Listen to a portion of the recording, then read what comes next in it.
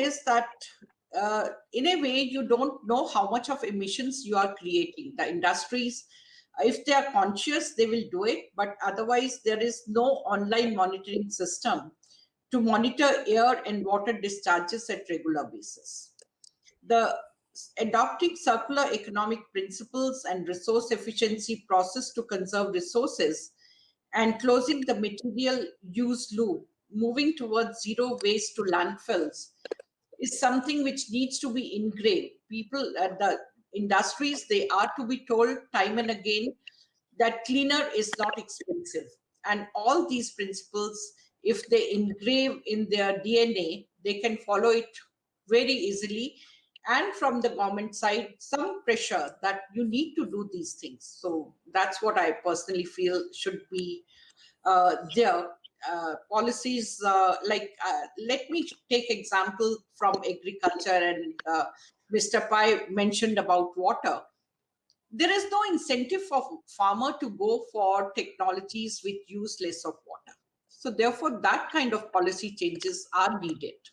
So give them incentive so that they can follow low water usage technologies. So that kind of policy change is required. Okay, let me go across to Ashish Bhandari from Thermax at this stage. Ashish, what is Thermax's vision towards sustainability? For Thermax, the very purpose of the company is conserving resources to preserving our future. And that is the ethos, that's the heart of the company. And it has been for several years. So for this company, sustainability, to be taking care of the environment, has always been central to what the purpose of the company itself is. The question, though, is not as simple, though, because for a country like India, where energy availability is also an issue, we cannot go to someone who does not have electricity to say that you can't have electricity, to someone who goes on a scooter today that you can't have a four-wheeler tomorrow. For countries like India, you have to be able to balance energy availability with energy sustainability. And it is on this particular bridge that Thermax and companies such as Thermax have a big role to play. Because for India to go to the future, we have to be able to marry this energy availability with energy sustainability. Thermax achieves to walk this bridge, helps companies that it works with walk that bridge, and takes that to heart in everything that we do as part of the company itself. Dr. Joshi, let me bring you in. Plastics for a long time were seen as indispensable. But if you look at the effort from companies, governments, various state governments, they have taken steps to sort of cut down plastic, ban use of plastic. More companies are moving to biodegradable resources. Even if you look at a lot of these e-commerce, food delivery companies, and other companies, they've increasingly come under scrutiny for the amount of packaging that they use. So is all this helping? What else can be done? Plastics today is the most used as well as the abused material. In the plastic industry, we have a saying, plastics do not litter, people do. I belong to the plastic industry, but I'm not at all here to promote the plastics, but I'm here to promote the correct use of plastics. And Andrew and such very many entrepreneurs are doing excellent work in plastics. There is an Ellen MacArthur Foundation, which is getting all stakeholders together, and they have laid out a plan, which also India and the various organizations, be it NGOs, be it government, be it the producers, all are following. Elimination of problematic or unnecessary plastic packaging through redesign, innovation, that is important. Reuse models applied. One startup in Mumbai, young chap, moving his tempo around for refilling. This is a unique model. All plastics to be 100% reusable and recyclable or compostable. Like our Prime Minister has committed that by 2022 we will phase out the single-use plastics.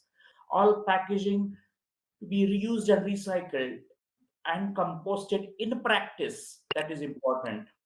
The use of plastics developed from the consumption of finite resources, that is, developing alternative sources for plastics, and ensuring that all plastic packaging is free of hazardous chemicals and the health, safety, and the rights of the people resolved.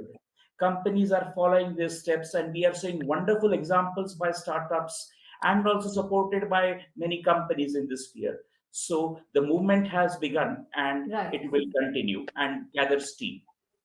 Right. Movement has begun, heartening to note. But is that enough? Andrew, give us your perspective because you work in this area in terms of the scale of plastic waste. Are all these plastic bans? What kind of enforcement really happens there? Because, while we are talking about digital and how everything is going from physical to digital, I think the downside is that, the scale of packaging has significantly gone up. So are companies also more conscious now? What's your sense? Yeah, to your first point, the scale of the plastic consumption has been growing at close to double digits in the last decade. So that combined with the urbanization in India, we're seeing a lot of municipalities struggling to keep up with the total consumption growth of plastic packaging, and there is a lot of course, burning and dumping that happens. I also want to say that India does have a really high recycling rate compared to the global benchmark, and that is because of the robust informal waste economy in India. There's kabadiwalas, there's scrap shop network across the country, which is the backbone. The informal sector is really the backbone of the recycling system that's getting a lot of the material into the circular economy. The downside is that the vast majority of the plastic is being recycled using fairly rudimentary techniques, and it's downcycled into lower quality applications. There's very, very few brands in India that are using recycled plastic at scale. I don't think that any of them are really cracking double-digit consumption, even maybe in PET. But there's a lot of work to help match that demand from the brand side with ensuring the right quality and also ensuring the compliance in the supply chain and enabling more mass adoption of recycled plastic.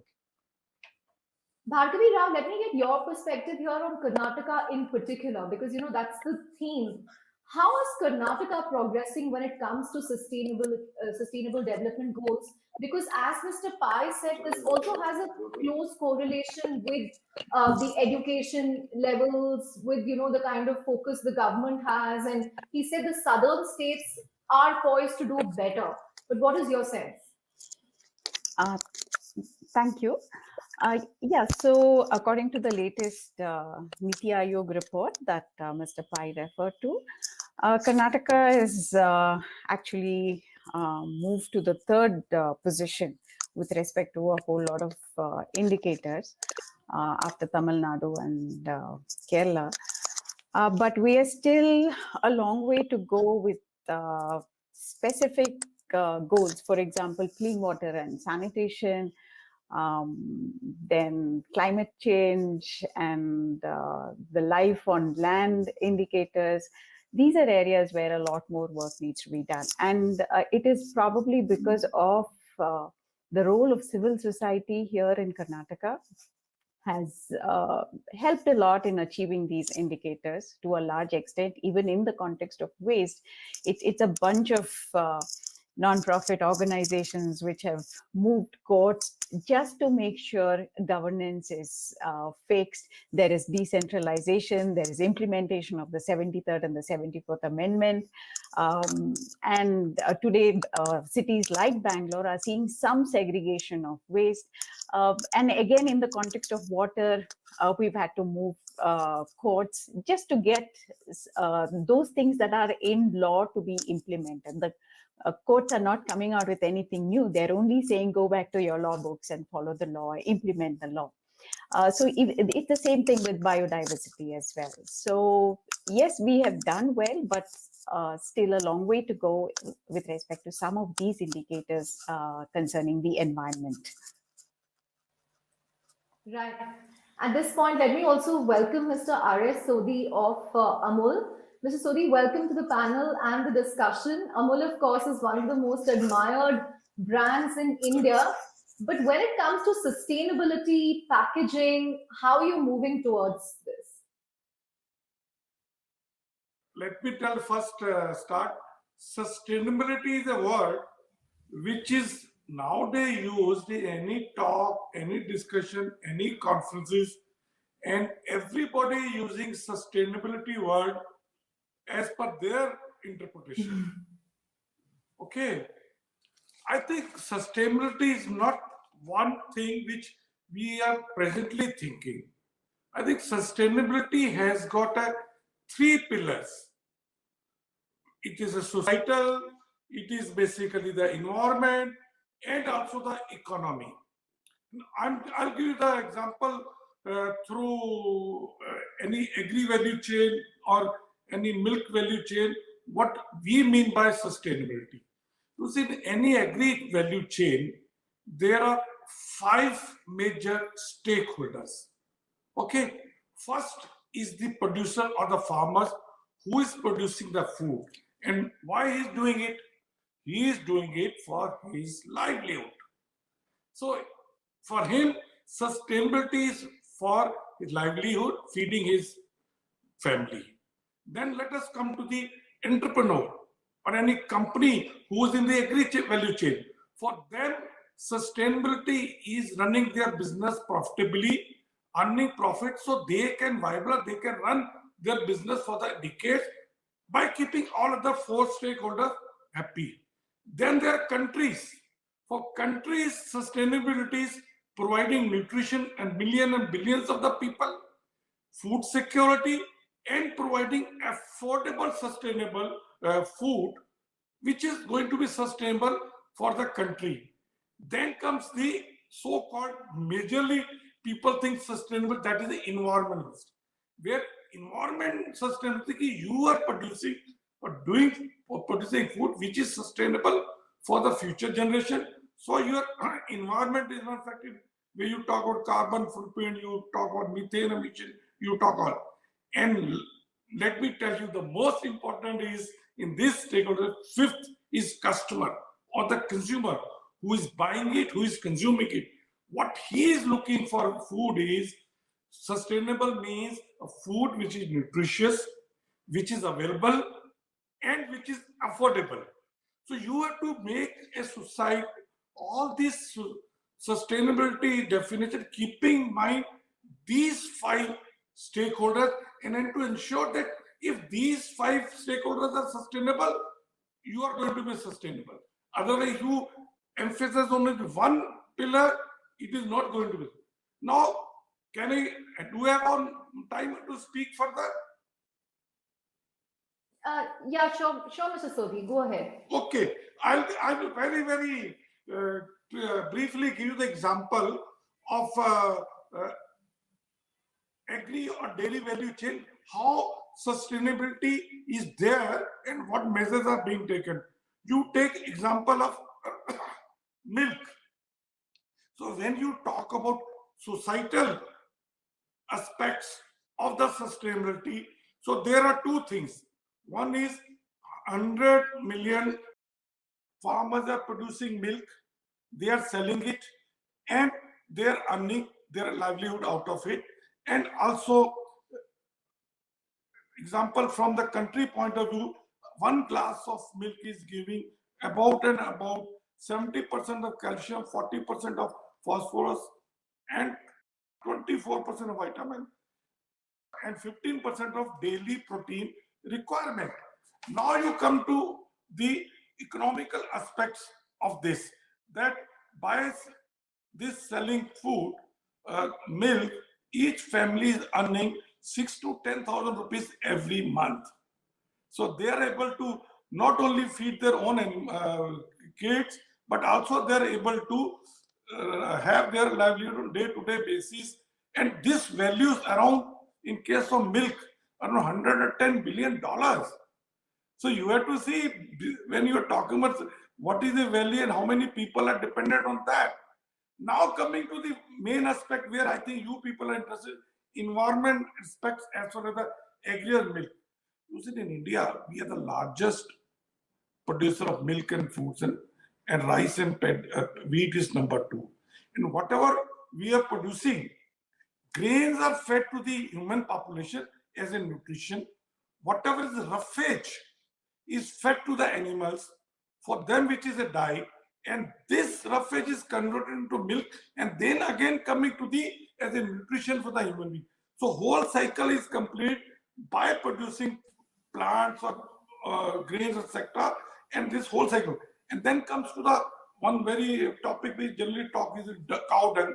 So when you eat, cow dung is produced 15, 20, 25 kg depending on the cow. And out of the dung, what are you doing? And from the thousands of years, cow dung is used as a biofertilizer.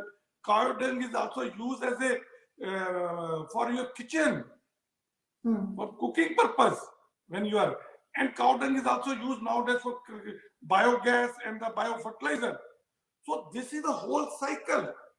And now coming to your question of the packaging, my dear, let me tell you, packaging, any solution you plug, it has to meet all these 5 standards. Then only it is affordable, it is available, and it is viable, and it is sustainable. Sure. Yeah. Yeah, Mr. Sodhi, I think Bhargavi wanted to come in. Bhargavi? Yeah, so I just wanted to add a point that what is really worrying is a whole lot of industries have been removed from the purview of environmental clearances. And that is deeply troubling. For example, the simple thing that utility scale solar parks have been removed from the purview of environmental clearances, and such parks are displacing livelihoods. So years from now, we will not be able to say proudly that we've reached the sustainable development goals, because it is causing a lot of nutritional insecurity at the household level. It is playing out on gender, especially women who are bearing the brunt of it, children who are bearing the brunt of it. I just wanted to add to that point and gave that example. Thank you. Dr. Dhawan, did you also want to come in at this point? The only point, most of the time, what we do is we see things as one standalone. And as rightly pointed out, we have to see things in totality. What's going to be the impact of a particular industry? Like, for example, we are talking of solar in a big way. I'm not against it. Yes, renewables have to come. But then where the research has to go, what are going to be the problems 20 years from now? When the photovoltaics would have lived their life, even today, like point rightly brought out, that they, if are putting lots of solar panels and displacing forest for the sake of it, and then tomorrow you are going to have problems related to how do you discard those photovoltaics. So when you look at sustainability, you have to look into every aspect of it. What is going to be the impact on rural populations, those who are there, like even replacing coal? Then also we are looking at what is going to have impact on the communities who are dependent on coal mines and so on. And where is the plan for them? So that is very important if you are talking of sustainability. How do you help your customers achieve better productivity through sustainable solutions? Ashish, if you can take this. Let me start by sharing an example. Last year, we had a customer who is in the paper recycle business out of Gujarat. And as part of the paper recycling business, they receive a lot of reused paper from a variety of different sources. Much of this paper is ready to use and is okay, but about 10 to 20% of this paper is wet. It has plastic in it. It has a lot of materials that are called within the technical definition as non-recoverable, which means typically these are taken away and then maybe burnt in waste bins or on the roadside or in very different ways that are harmful to the environment. So the customer worked with Thermax to develop a solution by which we can take all of these, what is called as non-recoverable waste, and find ways to convert this into power and heat. And this particular heat was then converted to steam and used in the plant itself, and the power itself was also used in the plant. So this by alone is a very good example, both of how Thermax can help with circularity, but also on how Thermax works with its customers on various parts that are ultimately making our planet a better place. So in terms of new products that we come up with, such as the example that I gave you, but also helping cement plants, steel plants do waste heat recovery, variety of different technologies that we have, all of which are completely focused towards improving sustainability. And I'll share some more examples on some of these kinds of new products that we are developing. Next, I would talk about where Thermax puts its own money, which is we have a build, own, operate business, which does close to 30 plants in India, where we source biomass for our customers. We run these biomass in plants that we develop and build and operate, and the customer just pays for energy that is used in these plants. So these are a whole host of food, pharma, textiles, rubber, variety of different customers that historically would have burnt coal. Today we come and tell them, look, instead of coal, you have biomass as a very viable solution. The challenge with biomass is, how do I manage the supply chain of biomass? How do you deal with the agro residue industry, which is not very stable from an industry perspective? Thermax comes in and says, we will manage all of that for the customer. The customer just needs to pay for steam or power on a per usage basis. So we take an application which was very dirty and we provide a solution which is completely green. In other solutions, we bring solar storage in, we provide zero liquid discharge water solutions, effluent treatment plants, all on a per use basis, by which we take the hassle away from the customer entirely. We manage the entire plant from a Thermax point of view. The next example would be our own investment in technology, which is starting to look at the future. So as you may know, Thermax was a pioneer in India in terms of fuel cell technology. And we've been working on fuel cell technology for nearly a decade now. And we have one released product, which is actually helping the Navy on a particular application. But we have also partnered with Reliance in the past to see if you can take cell phone towers and develop fuel cell technology to take gensets and replace those gensets with fuel cells. This is still an emerging space. We have got a couple of years before we can come up with a completely replaceable product. But we've got other technologies in the mix around water as an example, where we are coming up with innovative water solutions, where today's RO solutions waste 80% of the water, take in 20% of the water. Our water solution on what is called as capacitive deionization will send out only 20%, and 80% of the water will be taken in. So we are making water more sustainable. One of the most exciting innovations that we have, which I would love to talk to you, and a couple of examples on innovation, is a bus solution for buses that we have developed. And this is being tested in Europe right now on a Mercedes-Benz bus, where we take the exhaust of the bus. So you can imagine exhaust is where a lot of emissions happen, but exhaust is where there is also heat being emitted out of the bus. So we take that heat which is being emitted out of the bus to take the energy out of that heat and drive the cooling in the bus. Yeah, so this is a very unique technology which is called as absorption heat cooling, where you use heat to drive cooling. So we take a bus which had high emissions, low efficiency, and by driving the heat of the bus to drive efficiency and emissions, we make the bus effectively a zero emissions bus and improve the efficiency, which means you use less fuel, less diesel, less petrol. So some examples of the way Thermax is bringing in innovation to ultimately help with sustainability.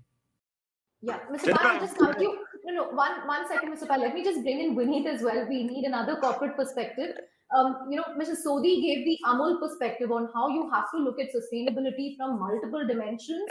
Different people have different definitions, but Amul looks at it from a wholesome perspective, from a supply chain to a customer, to what the end user really wants.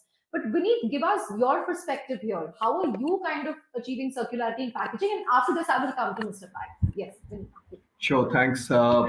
Circular packaging solutions incorporate the principle of reusing more than once instead of discarding, and this actually integrates seamlessly with our sustainability efforts. At AB InBev, we have a philosophy of rethink, reduce, reuse, and recycle. And for us, the responsibility of a product goes beyond the last sip that the consumer has. And as part of a sustainability goal by 2025, we aim to ensure 100% of a product is in returnable packaging, or made from majority of recycled content. In fact, we are continuously exploring innovative solutions to maximize the utilization of waste and increase recycled content in our packaging solutions in particular. Uh, just for the fact, at present, almost 98% of our glass bottles are returnable, and cans are made from almost 76% of recycled content.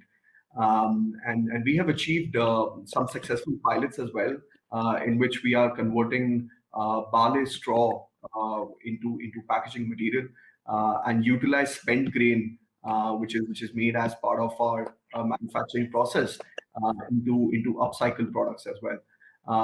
Not only that, we are continuing to advocate for returnable solutions, including recovering and reusing of bottles as much as possible.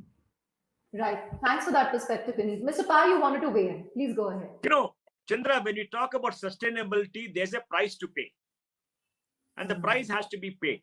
There is going to be a negative impact on some people, negative impact somewhere. You cannot live without any negative impact. Let me give you an example, all right? We're all fond of trees. We want to hug trees. We believe so many things about trees. But if you have a traffic situation where 300, 400 trees have to be moved, and the net result is the improvement in the quality of life, lesser carbon discharge, we should go for it. So I think society has to come together to find out the net impact. For example, we have to reduce the use of coal because coal is a very big pollutant. In the COVID in Delhi, one of the things that came out was people's lung capacity have been impaired. India burns 1 billion tons of coal. 1 billion tons of coal, and all that coal with 35% ash that is being released in the atmosphere, and there's a major result is the pollution in Delhi. Now you need solar. Now we can all argue that people are getting displaced, blah, blah, blah. Yes, it is true. But what is the other option? There is no other option, right?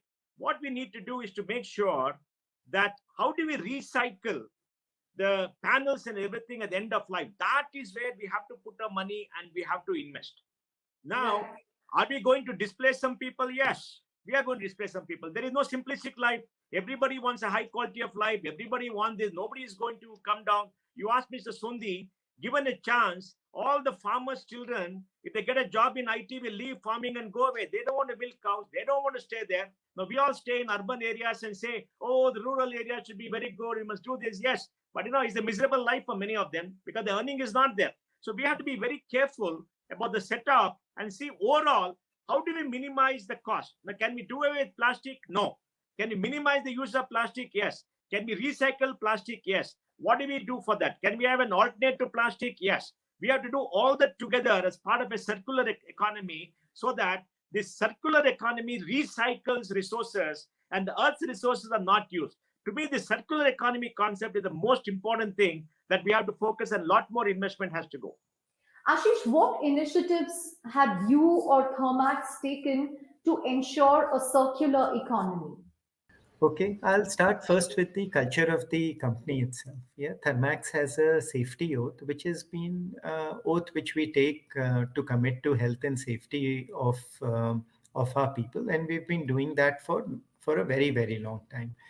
Earlier last year, we changed that oath to make it a health, safety, and environment oath, which means we brought environment into the discussion as well, and we modified that oath by talking about, I will do my share to preserve the planet's resources, the planet's future by conserving resources and minimizing carbon footprint through reduce, reuse, and recycle. So by putting the words of reduce, reuse, and recycle in almost everything that we do, and it's an oath that we take on practically every person in Thermax probably takes it at least once a week. Many take it even more often than that. We are constantly making sure that in every resource that we use, the idea of reduce, reuse, and recycle is very high in our own commitment to our society at large. The second thing I would share, so the culture bit is reinforced right at the top and on a continuous basis. In many of our sites where we are doing projects and things like that, our team takes a lot of pride and pleasure in making sure that if we are modifying a site in any particular way, if there's a chance that we have to cut trees, all of these trees are taken from the roots in a way that they are planted in a different place at the same site, so that there is no harm or loss of life to a tree because of work that we do. So we take utmost attention in these cases. Another good example I will talk about is the Thermax Care. So this is a voluntary organization within Thermax, where we as individuals, not just as part of the company, but as individuals of the company, talk about helping in any which way that we can. And we have specifically for environment, we do Thermax Cares for the environment. So this is, as I said, a voluntary organization where we help in minimizing trash, recycling, electronics, variety of different things that are helping us from a sustainability and an environment point of view. One of the sessions we had last month was on composting, which is how can you as individuals bring composting into your house by and take some of the wet waste that we have, which otherwise gets lost, and how do you convert that into a circular economy by bringing it back and doing composting at your home level, at your building level, at your society level. So as part of this, many people, including me, we are all starting to say, okay, how do we compost? So one more small example, which is more at an individual level of things that Thermax is doing. On top of this, I've already shared with you a lot of activities that we are doing at our company and our product level to drive sustainability for the future. That's an important point, and so many trade-offs to consider when you make these decisions as well. Dr. Joshi, and then Ms. Bhargavi can come. Dr. Joshi, you wanted to say something? I would like to tell a small anecdote. Mr. Sodhi and me happened to be at one seminar, and he said there, plastic wala meets doodh wala. Packaging of plastics and milk go hand in hand, and as all of the speakers agree, design for recycling, design for transportation, design for using recycled content. This is more important. I'll tell you an example of a brand whose 85% of packaging is unprinted, which means it can be recycled without compromising quality. And the remaining 15%, the inks are used and adhesives are used which are non-toxic. So this is a step towards recyclability, and all the stakeholders have to work for this. The multi-layered packages of different materials, they are being used by the same layer packaging, plastics of the same layer. So this is innovation, and this is circular economy. Right. I think Bhargavi and Dr. Vibha also wanted to come in. So quickly, if both of you can kind of make your points as well. Bhargavi, you want to go? Yeah, so I just heard Mr. Pai say that somebody has to pay the price. Unfortunately, it's always the poor and the marginalized and the vulnerable. The most vulnerable are the ones who are paying the price. So I don't think that's the right way to attain the SDGs. There has to be a holistic way. There has to be equality when we are trying to address this. And the second thing is we need in any civilization, we need to have somebody to grow food and yes, somebody to write code. If everybody aspires to write code, we cannot be eating food, right? Unless, of course, writing code is going to generate food crops at some point of time. I guess that time is a little far away.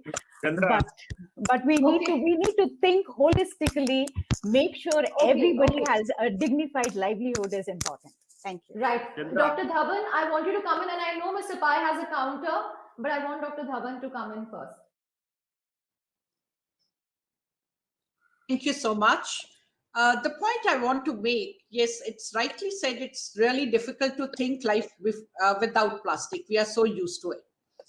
The problem is that people are not aware that most of us, I'll say, that it cannot be degraded and what are the after effects, and especially that it's now started entering the food chain.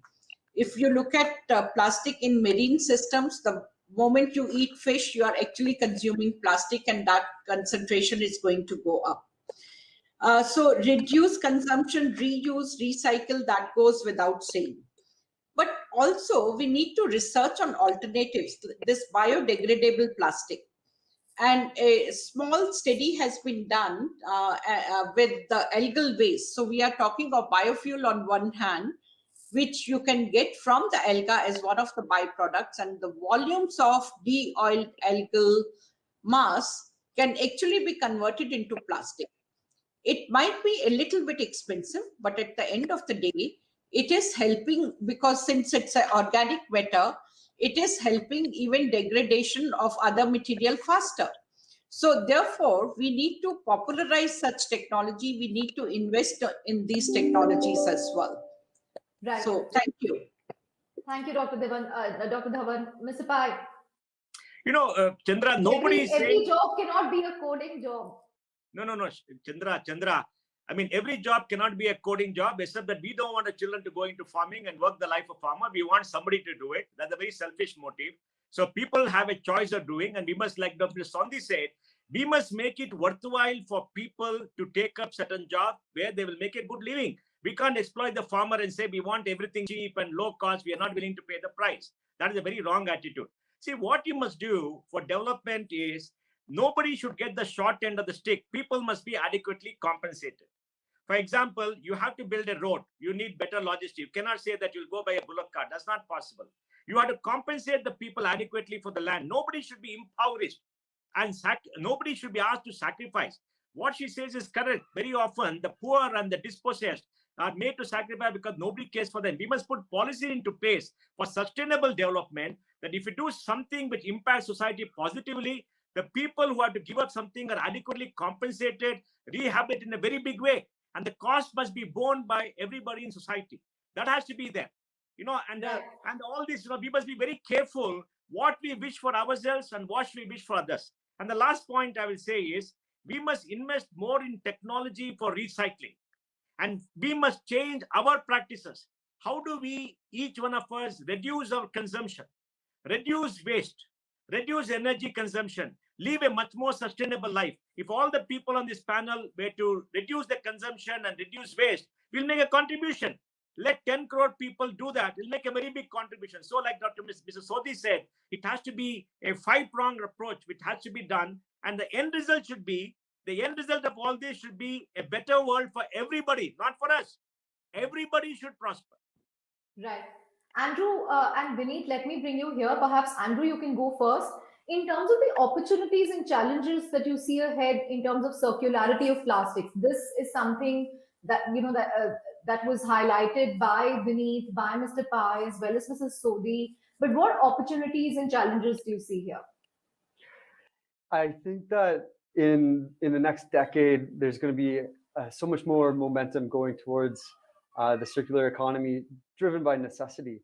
If you look at any of the scientific papers on the climate crisis, we fundamentally need to reduce our CO2 emissions as a globe by 7% each year until we reach net zero, to avoid unpredictable or potentially quite catastrophic climate destabilization.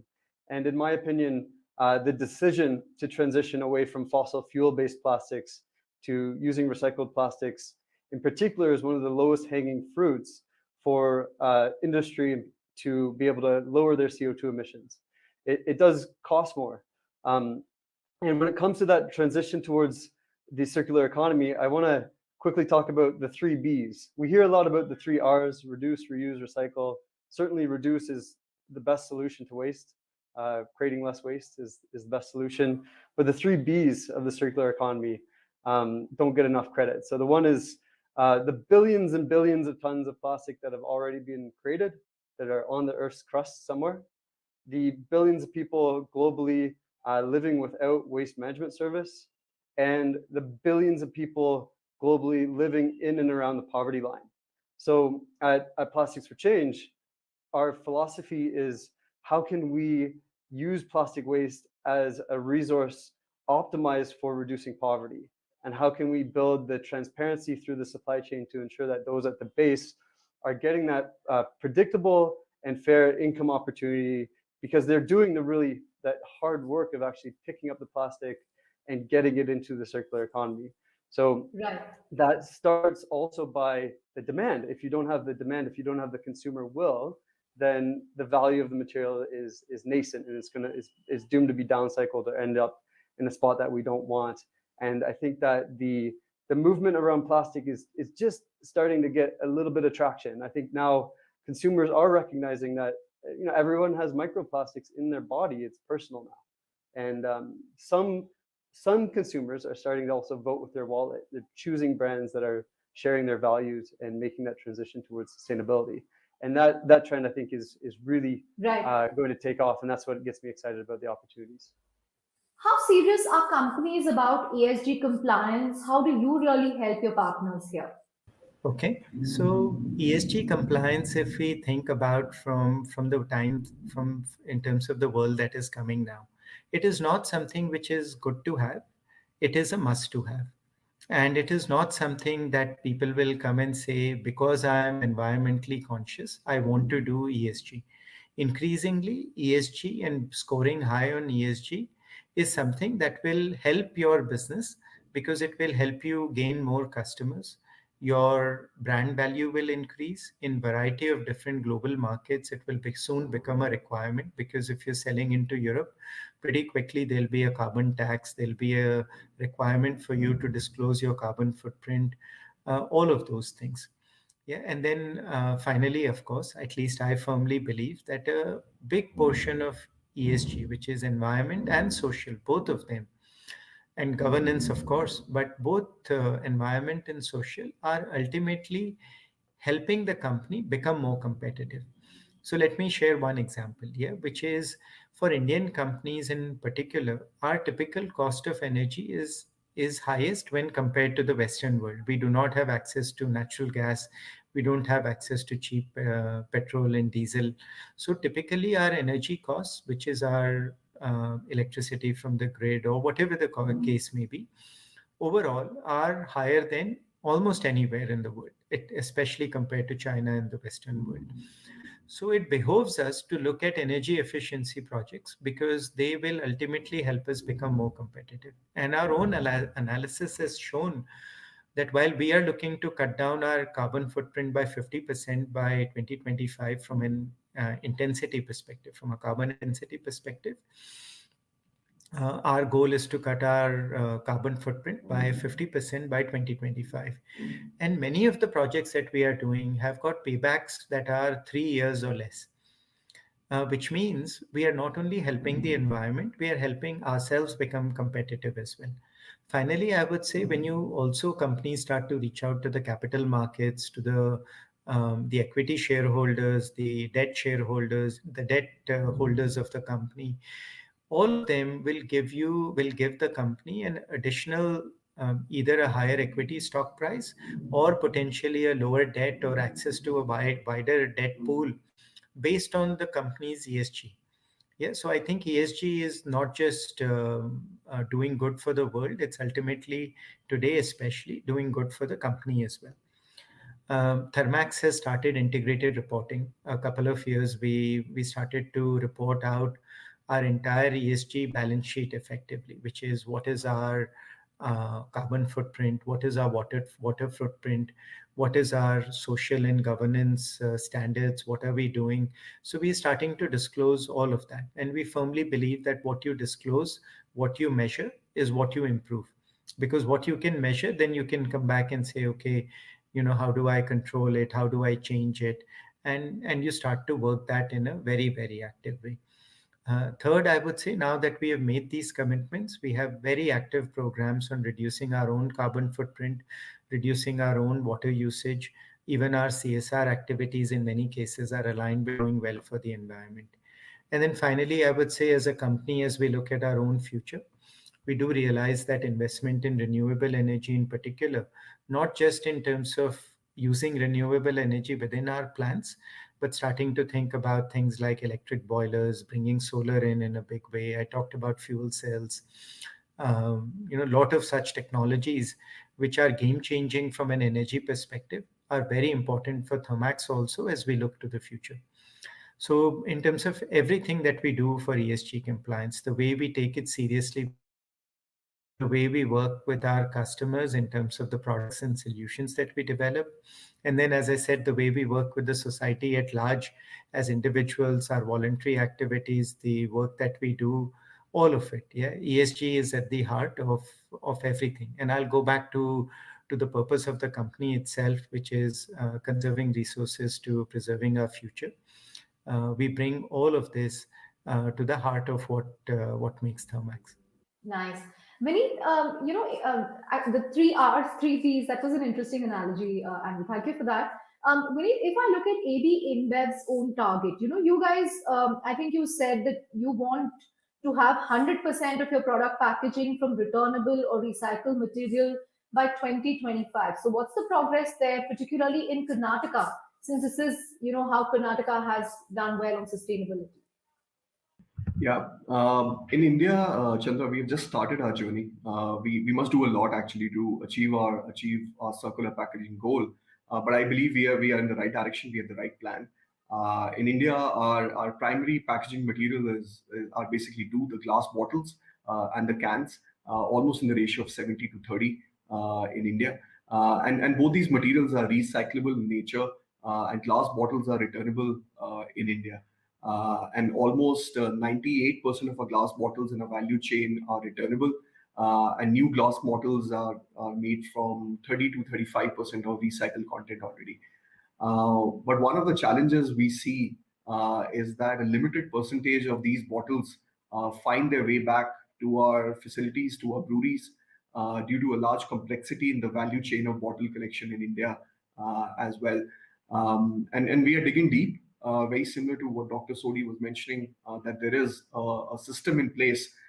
We also do have a system in place for bottle collection. In fact, we are trying to help create a better platform for that and bring in more transparency in the returnable bottle value.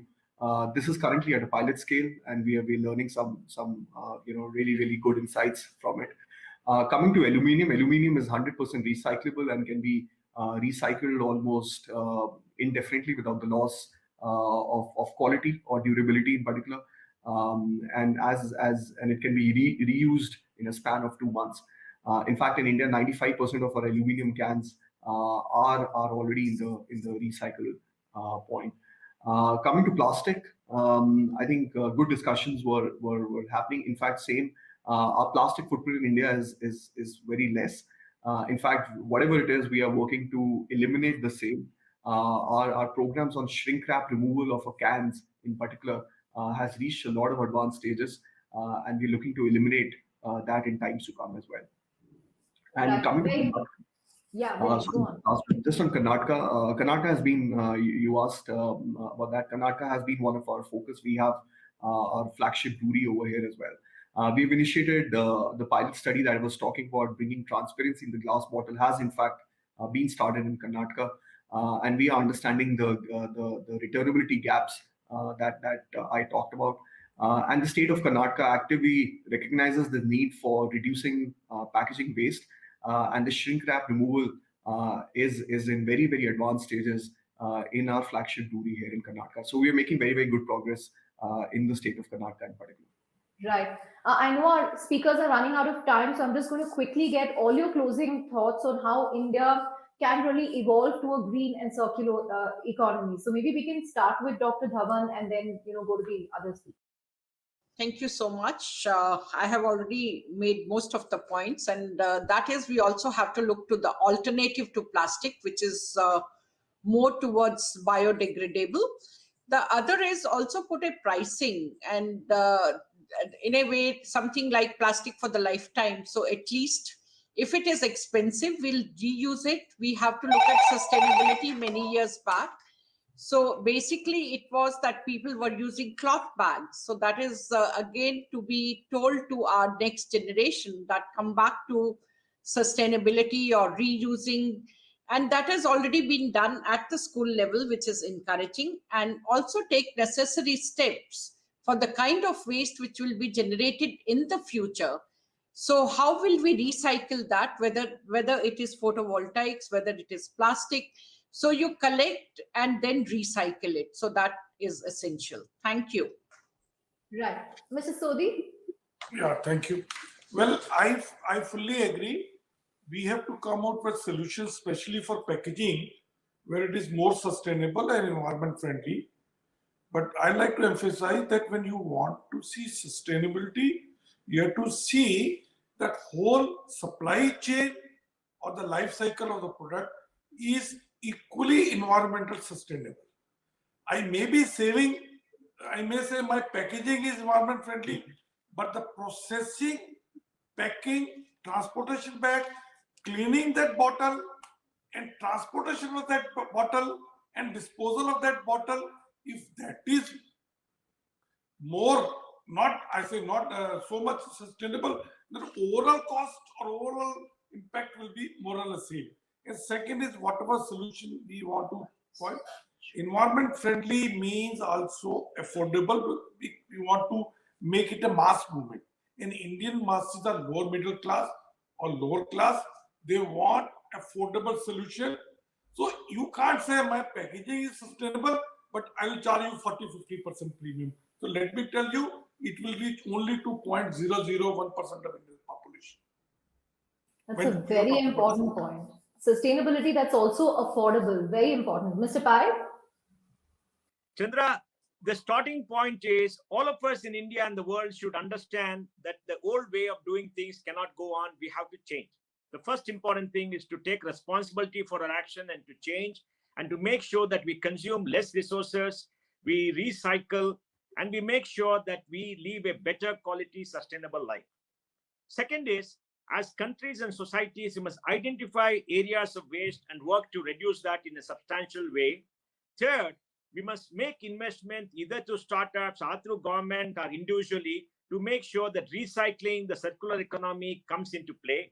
And lastly, we must make sure that we create a just society, that the impact of all this change does not fall upon people who are vulnerable, and make sure that they are taken care of. It has to start with all of us changing our lifestyle and changing the way we live, because once we do that, everything will follow. We are all leader society. We can make our corporate organization change. We can make everybody change. But let us all accept our responsibility. Right. Vineet, I'll let you have the last word. Yeah, just 2 points from my side. First, I think working with partners and startups to innovate. I think not everyone, we can't solve this problem individually. I think we need to work with very, very like-minded partners. We as an organization look out for a lot of innovation in startup that can commercialize new and innovative ideas that can drive circularity and see beyond the usual ways of working, right? And second very important point we feel has worked for us can definitely work for other businesses as well.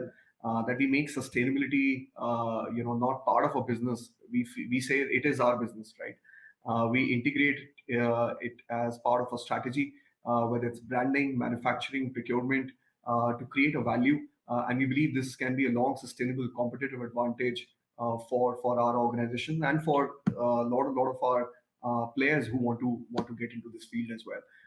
So thank you so much. It was a very, very educative discussion for me, and I look forward to working with a lot of you in the future as well. Thank you very much, all of you, for giving us solutions, roadmap, and not just highlighting the problems. But on that note, we come to the end of the special dialogues that we have on sustainability. Hopefully, all these solutions will be implemented to make India a green and circular economy. Thank you very much for joining us. Our namaste is circular.